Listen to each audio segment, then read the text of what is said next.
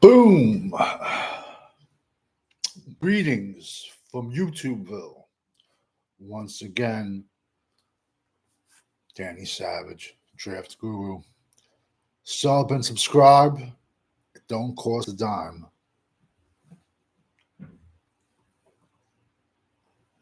Still the best beard on YouTube. YouTube. So here we are. We're gonna be going through watch list 3 and watch list 4 because of some technical difficulties. Guess you can't say some words. All right. Glad I write everything down. Glad I'm old school and have everything written down. Actually, I have 2 books. I'm on my second book now. I'm old school. All right. This is probably not going to be as professional as the first ones. Who even said the first ones was professional? There's this kid, Clay Webb. A lot of people are blowing him up.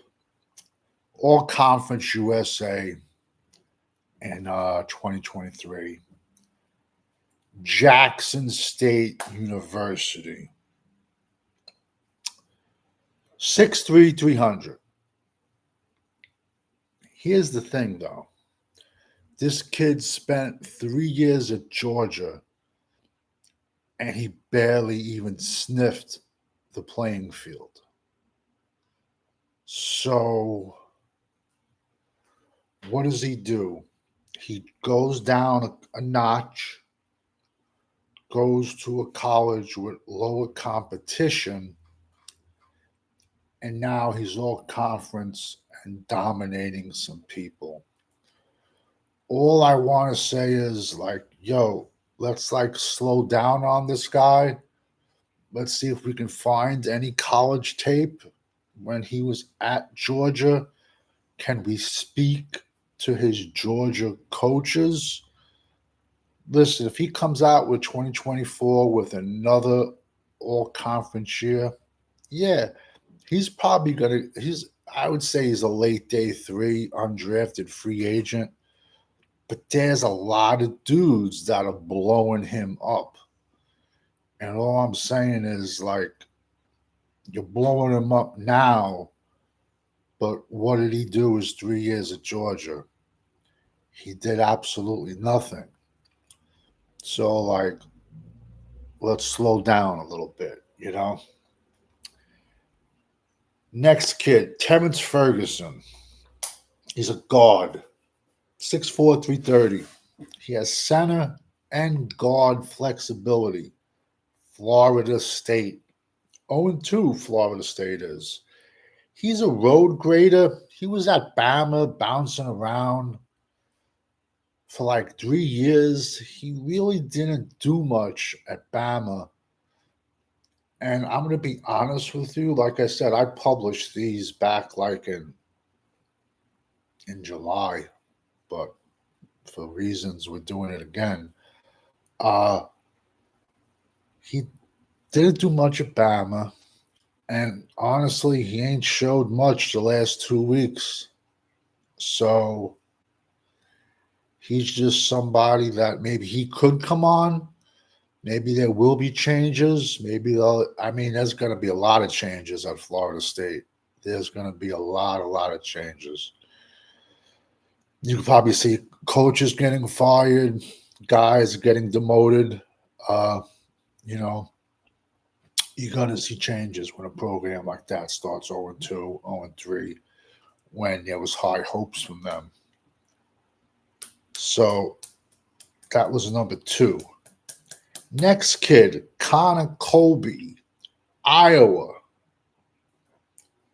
6'6", 330. Has under 40 games. He started 40 games in his career so far. He's a good zone blocker, and he has no problem reaching the second level and hitting a moving target. I had a problem doing that. I really didn't have a problem getting to the second level, but I had a problem hitting when I played offensive line, but I was a tackle, but not trapping. I had no problem with, but I had problems like getting in the second level, like a counter tray when a guard and a tackle pull and you're going around. I had trouble hitting a moving target. Some guys do, some guys don't. But then again, I was born with no athletic ability. I lived in the weight room. But 6'6", 330, Iowa puts out tight ends, Iowa puts out linemen, and Iowa puts out linebackers. So you know what you're going to get out of him. And Iowa started off, the season with a good win. Next kid, too, Giovanni El Haddadi, Michigan. He's been at Michigan the last 3 years.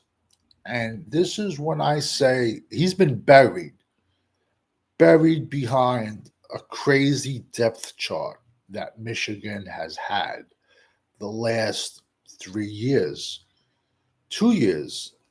I mean, Michigan's offensive line has been nothing but monsters. So I like to see a kid like this where he didn't have adversity and all of a sudden jump right into the portal. I don't like that. So he stood there, he lived in the weight room, knows, by now, I mean, he knows the playbook inside and out. And now it's his turn to start. I don't know if I mentioned it, but he's 6'5", 325. Michigan loves their big goons. And they lost their whole offensive line from last year. They got another kid that I haven't talked about, but a left tackle, Hinton, Chris Hinton, and he's been on the team he's been on the team, but like he'll fill in for somebody that's injured, then he won't, and then like he'll be in. I think early in his career he even played some defensive tackle, so I don't know, but as of right now, he's starting left tackle. Next kid, this kid is a road grader, and I'm going to try to make this part just like my first part. All right, follow me, people. His name is Micah Morris. Not to be mistaken, the Giants had an offensive lineman from Arkansas. He was a guard. He died. I don't know how he died. He stopped breathing, I don't know. This kid is not to be confused with him. This kid is 6'6", 340, and it seems like he's been around.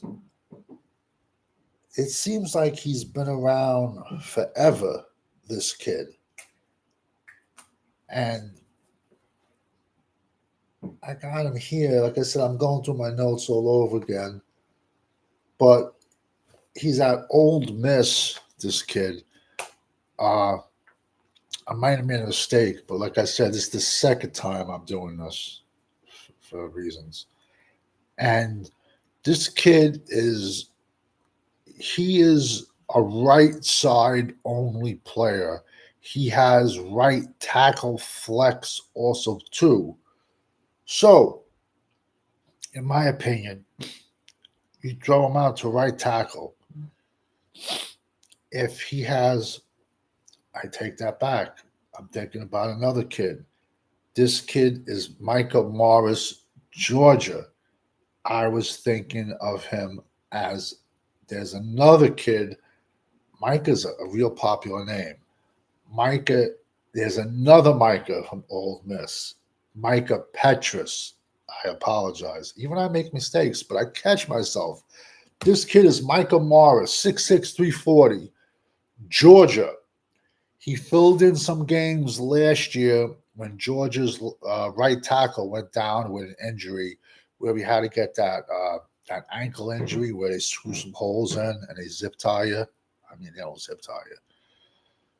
I had this kid confused with Micah Petrus, but this kid's name is Micah Morris, and we all know what Georgia did to Clemson this week.